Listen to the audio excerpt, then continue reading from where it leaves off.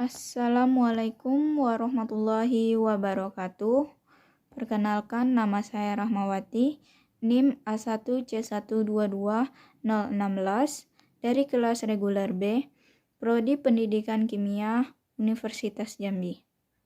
Baiklah, langsung saja. Kenapa saya membuat video tersebut? Karena untuk memenuhi ujian tengah semester mata kuliah Agama 2 dengan dosen pengampu Pak Muhammad Sobri, SPDI, MPD. Baiklah, langsung saja kita ke soal yang pertama. Jelaskan pengertian integrasi iman, ilmu, dan amal. Iman.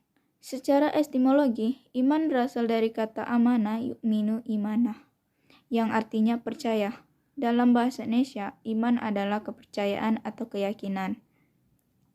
Iman adalah kita mempercayai atau meyakini di dalam hati kita dan diucapkan dengan lisan, dan kita aplikasikan melalui perbuatan yang menjadi pegangan hidup bagi setiap pemeluknya untuk mencapai kebahagiaan di dunia maupun kebahagiaan di akhirat kelak. Ilmu. Integrasi ilmu tidak hanya sekedar menggabungkan ilmu agama dan ilmu umum saja, akan tetapi integrasi ilmu merupakan sebuah upaya untuk menyatukan ilmu agama yang bersumber dari wahyu dan ilmu umum sebagai temuan hasil pemikiran manusia. Integrasi ilmu tersebut harus dengan prinsip tidak mengucilkan keagungan wahyu dan tidak mengucilkan manusia itu sendiri sebagai ciptaan Allah Subhanahu wa Ta'ala. Amal. Amal adalah semua perbuatan yang dikerjakan dengan niat tertentu. Bentuk amal dapat berupa pikiran, tenaga, dan pemberian harta benda. Ada pula yang berupa ucapan dan tingkah laku yang baik dalam kehidupan dan pergaulan sehari-hari. 2. Jelaskan bagaimana hubungan Islam dan budaya serta mengapa Islam tertinggal dalam teknologi. Islam dan kebudayaan memiliki keterkaitan antara yang satu dengan yang lainnya. Ajaran Islam memberikan aturan-aturan yang sesuai dengan kehendak Allah Subhanahu wa Ta'ala, sedangkan kebudayaan adalah realitas keberagaman umat Islam tersebut. Sebaliknya, tanpa adanya unsur budaya, maka agama akan sulit dilihat sosok secara jelas. Agama Islam bersumberkan wahyu dan memiliki norma-norma sendiri karena bersifat normatif, maka cenderung menjadi permanen, sedangkan budaya adalah buatan manusia. Oleh sebab itu, ia berkembang sesuai dengan perkembangan zaman dan cenderung untuk selalu berubah. Sehingga budaya Islam adalah budaya mendasarkan pada nilai-nilai Islam, yaitu Al-Quran dan Hadis.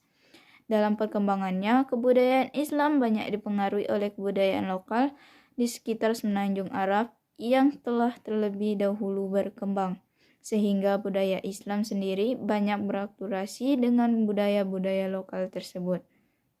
3.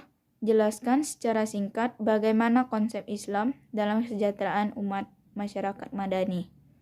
Konsep masyarakat madani menurut Islam adalah bangunan politik yang demokratis, menghormati dan menghargai publik, seperti kebebasan hak asasi, partisipasi, keadilan sosial, menjunjung tinggi etika dan moralitas. Ciri utama masyarakat madani di Indonesia adalah demokrasi yang menjunjung tinggi nilai-nilai kemanusiaan, masyarakat yang mempunyai pemahaman keagamaan yang berbeda-beda, penuh toleransi, menegakkan hukum dan peraturan yang berlaku secara konsisten dan berbudaya. 4. Menurut Anda, sudah sejalankah Islam dan kebangsaan di Indonesia? Hubungan Islam dengan kebangsaan bisa dilihat dari pentingnya menegakkan nilai-nilai universal dalam ajaran Islam.